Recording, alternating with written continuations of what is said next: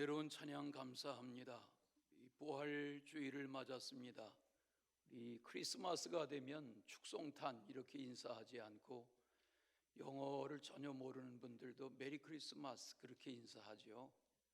우리 서양 사람들은 이 부활절에 예수 부활하셨습니다 이렇게 하지 않고 해피 이스터 그렇게 인사하는 것을 보아요. 복된 부활절 되시기를 바랍니다. 우리 옆에 분에게 영어로 인사하겠어요. 해피 이스터. 네, 발음이 아주 좋으세요. 예수님이 골고다에 끌려가실 때 11 제자들은 다 도망가 버렸습니다. 숨었습니다. 예수님이 부활하신 소식을 전해 듣고 베드로와 요한이 예수님의 빈 무덤을 달려가서 들여다본 베드로와 요한이 다시 또 다른 제자들이 숨어 있는 곳에 가서 문을 닫아 걸고 그렇게 지내던 그 저녁 시간에 엠마오에까지 두 제자와 동행하셨던 예수님이 그곳에 나타나셔서 문을 닫아 건 그 공간 안에 찾아가시고 저들에게 문안하신 부활 이후에 11 제자를 처음으로 만나신 그런 장면이 오늘 요한복음에 읽으신 말씀의 내용입니다.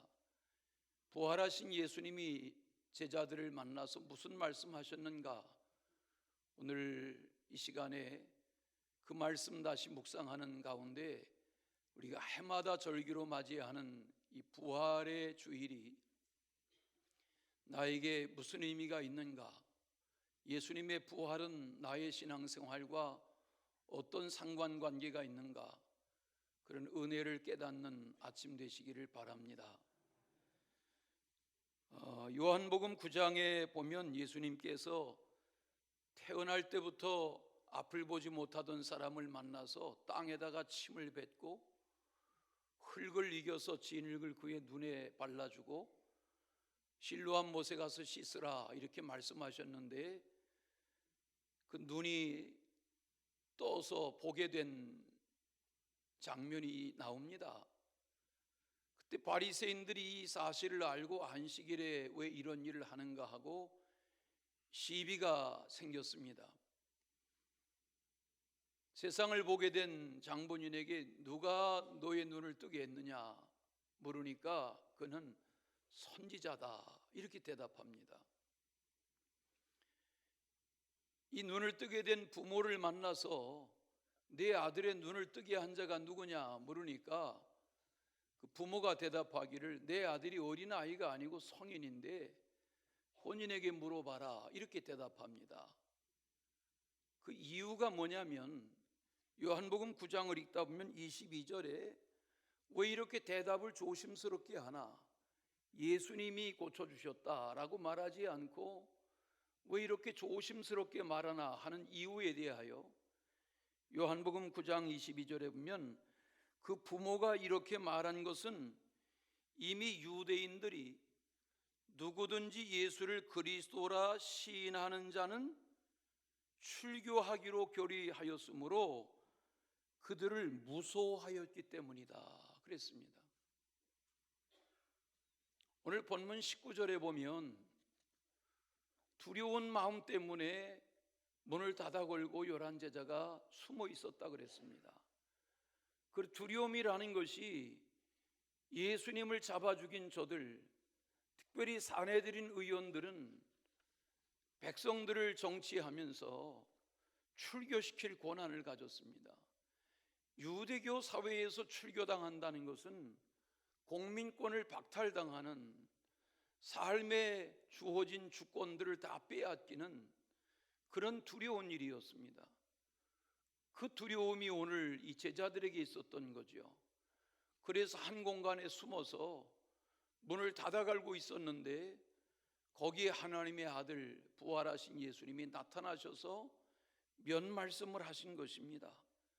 그 몇 가지 말씀 속에 부활하신 예수님이 왜 이 말씀하셨을까? 그 말씀 속에 예수님의 부활의 역사성과 또 주님이 우리에게 분부하신 내용이 오늘 2000년 세월이 지난 오늘날에도 우리에게 각 사람에게 유효한 말씀인 것을 알 수 있습니다. 첫째는 평강이 있을지어다, 이런 말씀을 하셨어요. 사람은 세상을 살아가면서 다 불안과 두려움 가운데 삽니다. 무서움이 있습니다. 질병으로, 사고로, 사건으로, 또 실패에 대한 두려움으로, 죽음에 대한 두려움으로, 그런 두려움 가운데 갇혀 삽니다. 우리가 40일 사순절을 뒤로 하고 부활주일을 맞았습니다. 우리 부활주일 새벽 예배에 적지 않은 성도들이 모였습니다. 부활주일 예배를 은혜롭게 마쳤지만 돌아갈 때 제 마음은 여전히 무거웠습니다. 왜냐하면 이 성도와 저 성도에게서 들려지는 소식들이 마음을 무겁게 했습니다. 왜냐하면 예수님의 부활이라는 것이 예수님 부활하셨습니다 라는 것으로, 죽음을 이기신 예수님의 부활로 인해서 오늘 우리의 지금 겪고 있는 인생의 문제들, 두렵고 슬프고 괴롭고 착잡하고 초조하고 한 내 삶에 우겨 쌓이는 이런 삶의 무거운 짐들이 일순간에 해결된 것은 아닙니다. 여전히 우리는 그런 우여곡절 속에 삽니다. 부활하신 예수님이 11제자에게 너희에게 평강이 있을지어다 말씀하신 이 평강은 평소에 늘 하시던 인사입니다. 예수님은 샬롬 이렇게 인사하셨겠죠. 예수님의 그 인사는 너무 익숙한, 우리가 누구를 만나면 안녕하세요 라는 것처럼 익숙한 인사였지만, 부활하신 예수님의 인사는 다른 인사가 아니라 여전히 같은 인사였습니다. 다 같이 샬롬.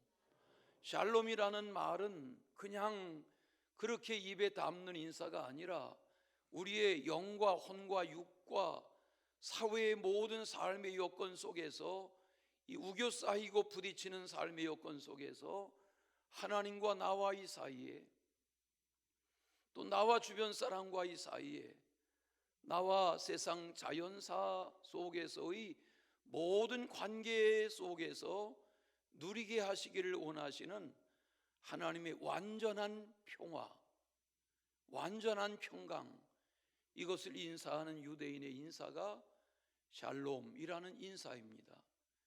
예수님은 평소에도 그러하신 것처럼 부활하신 후에도 다른 인사로 하지 아니하시고 제자들에게 이렇게 첫 마디로 문안하신 것입니다. 문이 닫혀 있고 두려움 가운데 갇혀 있는 저들에게 예수님이 나타나셨습니다. 잘 들어보십시오. 예수님이 십자가에 죽으셨죠. 무덤에 장사되었죠. 그런데 예수님이 부활하셨죠. 그 부활하신 예수님이 어떻게 엠마오에까지 부활하신 날 글로바와 다른 제자와 함께 그 오후 시간을 함께 걸어가는 것으로 예루살렘에서 엠마오로 내려가셨던 예수님인데, 갑자기 그 저녁 시간에 저들 두 제자를 남겨놓고 예수님은 예루살렘에 두 제자를 멀리하고 11제자가 갇혀있는 그 공간에 나타나셨습니다. 문도 열어드리지 않았는데. 이것을 시비하는 이들은, 믿으려 하지 않는 이들은 예수님의 부활에 대하여 이상한 말들을 합니다. 그러나 예수님의 부활은 부활체로서의 부활입니다. 영체로서의 부활입니다. 다시 말하면 신비한 부활입니다. 우리가 이 계절에 달걀을 나누고 또 어린 아이들에게 나비로 교훈하고 달걀에서 병아리가 깨어나는 것으로 교훈하고 이렇게 부활을 설명해 보려고 하지만 그것으로 다 설명할 수 없는 신비가 새 생명의 탄생인 것처럼, 우리가 다 어머니의 모태에서 잉태되고 의식이 완전히 다 형성될 때까지 자라나고 때가 되어 세상에 이렇게 탄생되어서 한 생을 살아가는데, 우리는 어머니의 태중에 있었을 때의 그 기억을 설명할 길이 없죠. 그러나 어머니의 태중에서 성장해 가던 그 모든 날들이 분명한 하나님의 창조의 섭리 가운데 성장되었던 의식의 세계입니다. 몸도 있고 영도 있던 그런 우리가 경험해 보지 못한 이 세상 속에 탄생되어 살아가는 것입니다. 모태 안에서의 생명으로 하면 이 세상이 신비의 세계인 것처럼 우리는 이 육체의 모든 날들을 뒤로하고 죽음을 넘어서 하나님의 새로운 세계로 부름을 받을 때 예수님이 죽음을 이기고 부활하시고 사망을 이기고 부활하신 것처럼 우리는 부활을 온전하게 경험하는 하나님의 사람들이 될 것입니다. 예수님이 부활하신 그 저녁에 너희에게 평강이 있을지어다 말씀하신 이 평강은 그냥 하는 인사가 아니라 예수님의 이 평강의 인사 속에 생각해 보면, 묵상해 보면 예수님이 이루시는, 예수님을 통해서 하나님이 이루시는 완전한 평강이 그 인사 가운데 담겨 있는 것을 알 수 있습니다. 첫째는 죄 사함을 받은 자가 누리는 평강입니다. 이 평강은 아담 이후에 하와 이후에 범죄하고 불순종한 이후에 우리는 평강을 누리지 못하고 빼앗긴 채 두려움 속에 갇혀 지내는 것이 인생이었는데 하나님의 아들은 부활하셔서 이 평강을 선포하심으로 우리를 결박하고 있는 이 죄의 문제를 해결하시는 그런 속량의 은총으로 평강을 선포해 주신 것을 알 수 있습니다. 그러므로 하나님의 자녀가 되면 죄 용서받고 하나님의 자녀가 되는 그 순간에 우리는 두려움으로부터 벗어나서 자유와 기쁨과 감사와 소망과 은혜와 평강을 누리는 자가 되는 것입니다. 또 하나는 두려움을 극복하는 평강입니다. 이 세상에는 두려움이 있습니다. 왕이라도 두렵고 경호하는 사람이 많아도 두렵습니다. 부자라도 두렵고 많이 배워도 두렵습니다. 건강해도 두렵습니다. 오히려 건강한 사람에게는 두려움이 더 많을 수 있습니다. 혹시라도 내 건강이 어느 순간에 무너지지 않을까. 많이 가진 자는 많이 가진 자일수록 그 재산과 재물을 관리하는 일에 마음이 뺏깁니다. 오늘 우리가 깨달아야 하는 것은 믿음은 두려움을 극복하게 하는 것입니다. 부활의 은혜, 평강의 이 말씀의 은총이라는 것은 우리를 결박하는 두려움, 무서움, 슬픔, 이 모든 착잡한 감정으로부터 벗어나게 하는 신비가 있습니다. 우리가 부르는 찬송 있죠. 그 두려움이 변하여 내기도 되었고, 맞아요. 전날의 한숨이 변하여 노래가 되는, 찬양이 되는 삶을 살아요. 지난 40일 동안 우리가 새벽마다 모여 찬송하고 또 찬송하고 또 찬송하며 그렇게 예배를 이어왔습니다. 저는 어떤 때 새벽 시간에 성도들과 함께 찬송하면서 질문합니다. 이 새벽 5시에 우리가 함께 부르는 이 찬송의 신비가 뭔가?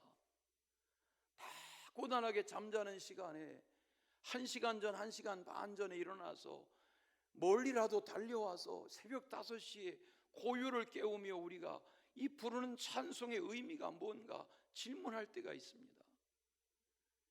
여러분, 우리 성가대원들이 이렇게 찬양을 준비하고 찬양하시죠. 오늘 새벽 3시 반, 4시에 일어나셔서 새벽 기도에 오시고 오늘 점심을 준비하시느라 집에도 가지 못하시고 이미 하루 일과를 다 보낸 상태에서 예배에 참석한 교우들이 적지 아니하신 걸 보는데 이런 정도 체력을 가진 분들에게 부활절 설교하는 것은 굉장히 부담스럽습니다. 왜? 은혜 받기가 어려운 시간입니다. 지금 체력이 소진된 시간입니다. 그래도 우리는 두려움을 극복하게 하는 하나님의 평강의 은혜가 임해야 할 줄로 믿습니다. 또 하나는 빼앗기지 않는 평강입니다. 여러분, 성도들에게는 기쁨이 있습니다. 예수 믿는 이들에게는 기쁨이 있습니다. 뭐가 그렇게 좋아? 뭐가 그렇게 기뻐? 물어보면 설명할 길이 없습니다. 오늘 예배당에 오랜만에 나온 분들이 계십니까? 예배당에 강권해서 나오신 분이 계십니까? 예수 믿으면 평강이 있습니다. 사람들은 평강을 찾기 위해서 해가 떨어지면 세상적인 어떤 것을 취해보려 합니다. 그래서 향락을 취하고, 그래서 음습한 곳에서 낮의 행동과 다른 행동들을 취하려 합니다. 그러나 그 삶은 점점 더 씁쓸한 후유증으로 끌고 들어갑니다. 이것이 세상의 평강을 찾는 사람들의 모습입니다. 그러나 그리스도를 만난, 그리스도의 부활을 체험한 이들의 평강이라는 것은 빼앗기지 않는 평강입니다. 스스로에게 물어보십시오. 내게 그런 평강이 있는가? 내가 어떤 삶의 여건 속에 살지라도 내게 그런 평강이 있는가 물어보십시오. 로마서를 읽다 보면 사도 바울은 이걸 이렇게 표현합니다. 누가 우리를 그리스도의 사랑에서 끊겠습니까? 환난, 곤고, 박해, 기근, 적신, 위험, 칼, 이런 것이 우리를 그리스도의 사랑, 그리스도의 평강에서 끊을 수 있는 것이 아닙니다. 읽다 보면 로마서 8장 39절에 우리를 우리 주 그리스도 예수 안에 있는 하나님의 사랑에서 끊을 수 없습니다. 이 말은 그리스도의 사랑에서, 그리스도의 평강에서 우리를 끊을 자가 없습니다.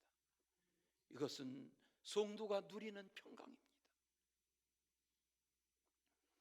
요한복음 14장을 읽다 보면 27절에 평안을 너희에게 끼치노니 평안을 너희에게 주노라. 내가 너희에게 주는 평안은 세상에 주는 평안과 같지 아니하다 그랬습니다. 예배당에만 오면 졸린 이유가 뭔지 아세요? 평안하니까, 아버지의 집이니까. 이상하게 하나님의 집에만 오면 평안합니다. 큰 소리로 설교해도 자장가처럼 들립니다. 왜? 평안하니까. 이 평안이 여러분의 소유가 되시기를 바랍니다. 마지막 또 하나는 나도 너희를 보내노라고 말씀하세요. 오늘 말씀해 보시면 21절에 아버지께서 나를 보내신 것 같이 나도 너희를 보낸다. 샬롬이라고 인사하고 또 인사하신 예수님이 우리에게 파송을 말씀하세요. 11제자에게 파송을 선포하세요. 신앙생활은 주님의 보내심을 깨닫는 것입니다. 제자를 우리는 사도라고 말하죠. 여기 사도라는 말이 보내심을 받은 자란 말입니다. 늘 비유하지만 대사는 자기가 갈 나라를 자기가 선택하는 게 아니죠. 주권자가 상대편 국가에 자신을 대신할 만한 준비된 그릇을 파송하는 것입니다. 보내심을 받는 거지요. 우리는 그리스도의 대사입니다. 우리는 주님의 사도입니다. 11제자, 마띠아를 보충한 12제자만이 사도가 아니라 오늘 우리는 이 시대를 살아가는 보내심을 받은 자들입니다. 여러분이 가정으로, 일터로, 세상 중에 살아가면서 주님이 여기 부활하신 때에 말씀하신 내가 너희를 보내노라 하는 말씀은 제자들에게 국한된 말씀이 아니라 오늘 우리에게 하시는 말씀인 거죠. 특별히 요한복음을 읽다 보면 요한복음에서 특별히 예수님께서 하신 이 말씀을 요한은 꼼꼼하게 기록한 걸 봅니다. 요한복음 3장 34절 하나님이 나 보내신 이는 하나님의 말씀을 한다. 예수님이 스스로를 나는 하나님의 보내심을 받은 자다 그렇게 말씀해요. 요한복음 5장 36절 아버지께서 나를 보내신 것을 나를 위하여 증언하는 것이다. 보냄받았다는 거예요. 7장 28절 나를 보내신 이는 참되시다. 29절 내가 그에게서 낳고 그가 나를 보내셨다. 계속 강조해요. 요한복음 13장 20절 나를 영접하는 자는 나를 보내신 이를 영접하는 것이다. 보냄받았다는 거예요. 요한복음 17장 8절 내가 아버지께로부터 나온 줄을 참으로 안다. 아버지께서 나를 보내신 줄도 믿었다. 이렇게 말합니다. 예수님은 스스로 이 땅에 오신 것이 아니라 하나님이 보내신 것입니다. 오늘 우리가 예수님을 믿는 것이 내 선택이 아니라 주님이 믿게 하신 것입니다. 오늘 예배당에 모처럼 나오신 누가 계십니까? 여러분이 이 말씀으로 오늘 대하는 중에 부르심이 여러분의 마음을 움직이시길 바랍니다. 교회를 어쩌다가 성탄절이니까 예배당에 가야지, 부활주일이니까 예배당에 가야지가 아니라 주님의 부르심이 오늘 예배하는 여러분에게 임하시기를 바랍니다. 앨리스 해머드 샤프라는 여선교사가 31살 나이에 캐나다에서 태어났는데, 이분이 미국에서 선교사 훈련을 받고 31살의 나이에 미혼인 상태에서 우리나라에 왔습니다. 1903년이니까 121년 전 이야기죠. 그렇게 와서 먼저 선교사로 와 있던 로버트 샤프라는 선교사를 만나가지고 결혼했습니다. 정동제일교회에서. 그리고 그 당시에는 한양이 큰 도시였지만 공주가 큰 도시였습니다. 충청지역, 호소지역을 책임지는 그런 책임 선교사로 부부가 공주를 거점으로 해서 논산으로, 강경으로, 연무로 이렇게 처처히 다니면서 복음을 전하다가, 복음 전하고 밤중에 진눈깨비가 내리는 겨울밤에 돌아오던 남편이 그러만 체력이 떨어지고 춥고 견딜 수 없어서 산속의 낯설은 음악집에 들어갔는데, 거기 장티푸스 환자를 장례한, 그게 상여를 두는 상여관이었습니다. 거기서 감염되어 결혼생활 3년 만에 세상을 떠났습니다.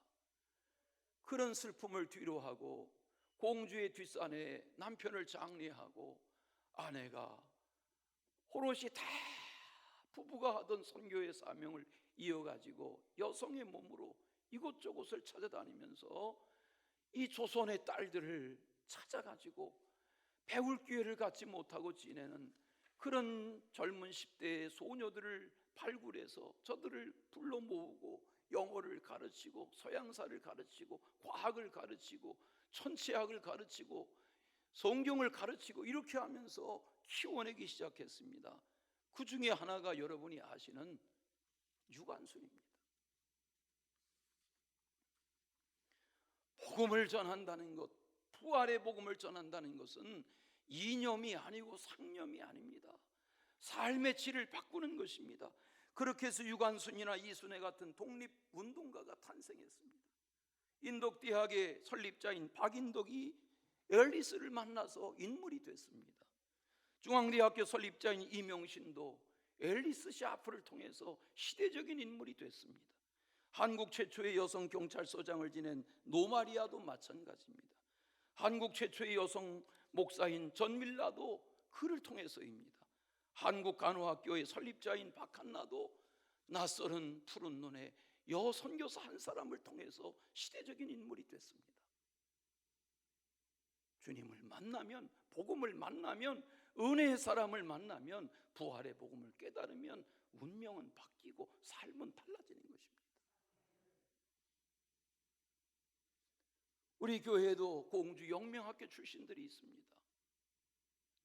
공주 영명학교 뒷산에 가면 보여주세요. 이런 동상들이 세워져 있습니다. 앨리스 샤퍼입니다. 또 보여주세요. 그 당시에 키워내던 아이들 사진 보여주세요. 저 뒤에 키 큰 여성이 앨리스 샤프입니다. 마지막 동상 또 보여주세요.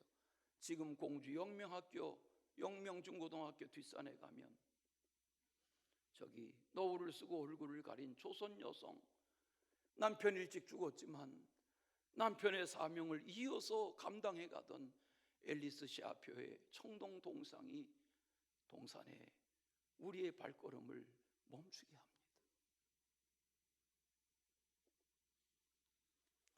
앨리스 샤프 선교사의 양녀로 받아들여졌던 유관순이 명석하게 영명유학교에서 공부를 잘하니까 추천서를 써서 이화학 땅에 유학 보냈습니다. 그런데 3.1운동이 일어납니다. 누가 시켰습니까? 복음을 알고 신앙을 알고 나니까 구국정신에 불 끓는 것입니다. 그 당시에 유관순의 삶, 그 다음에 1920년 3월에 이제 초에 여기 서대문 형무소에서 죽었잖아요. 그런 유관순을 역사가 일제 통치에 저항한 독립운동가 유관순이라는 책에 보면 뉴욕 타임즈에 당시에 선교사들이 기고했던 유관순의 글이 거기 나옵니다. 유관순이 이렇게 말했습니다. 내 손톱이 빠져나가고 내 귀가, 내 코가 잘려나가고 내 손과 다리가 으깨져도 그 고통은 이길 수 있지만 이 나라를 잃어버린 고통만은 견딜 수가 없습니다. 이게 복음을 아는 이 땅의 하나님의 딸의 외침이었습니다. 다음 주일에 우리가 후원하는 14분의 선교사들을 초청합니다. 9가정이 방문합니다. 왜 이런 일을 합니까? 우리가 선교사들을 만나보면 선교의 가치를 알 수 있습니다. 복음의 가치를 알 수 있습니다. 선교는 해도고만 안 해도고만이 아닙니다. 저는 다음 주에도 선교사님들과 함께 예배하며 말할 것이지만 교회의 존립 목적은 선교입니다. 저는 제 마음에 눌림이 있습니다. 어서 이 교회의 무거운 짐을 다 털어내고 선교 지향적인 교회로 나아가야 되는데 하는 숙제가 있습니다. 왜? 그것이 주님이 우리를 향하신 분부이니까.